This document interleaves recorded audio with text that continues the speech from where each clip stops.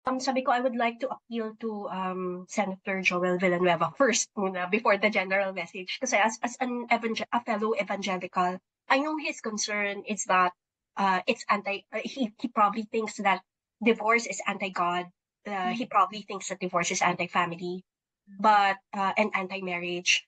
But as I mentioned earlier, the general framework and the exceptions are not really opposed to one another, and they're both in keeping with the heart of God, because God is also a God of justice, and He's also a God of mercy.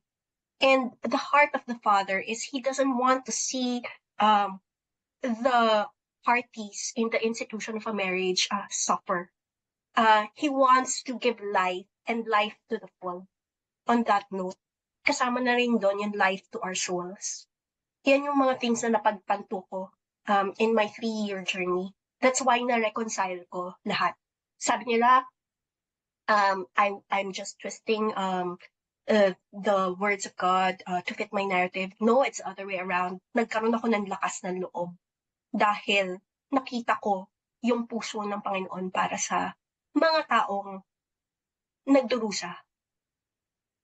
So yun, I want to appeal to him. And then with respect to how marriage actually or divorce actually respects the sanctity of marriage in so far as it actually says na nagkaroon ng valid marriage. Hindi yung kina-cancel mo na walang nangyaring marriage. Yeah. And it's very truthful. It's very authentic.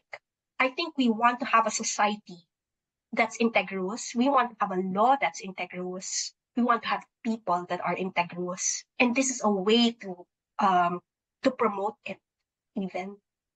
And then with respect to sabi nila anti-children daw, I don't think it's true. Earlier I shared how staying together but having a dysfunctional union can actually destroy the emotional well-being of children more. And with this emotional wounding, mas dadalhin nila ito into their adulthood. Yeah.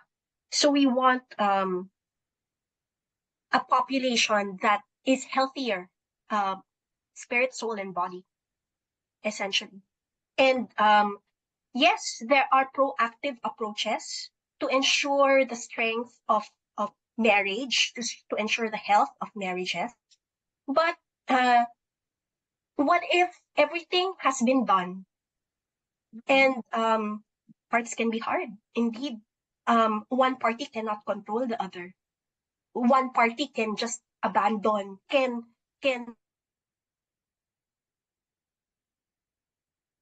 or whatever analogous cause, magkaroon ng gender reassignment, ganyan. Hindi mo makokontrol yon, ganyan.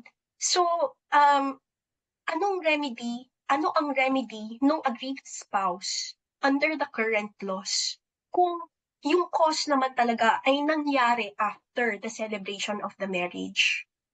Sa ngayon, wala. Legal separation, pero kasal pa rin.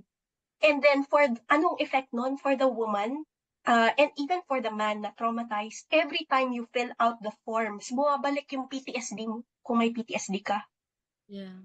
And that's trauma. So, maawa naman po. Yeah. Yeah.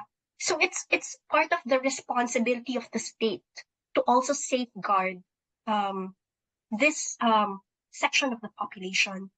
Although divorce is not for everyone, and there's going to be an option for the agreed spouses kung magpa-file ba ng legal separation, nullity, or annulment, let divorce be an option that's available.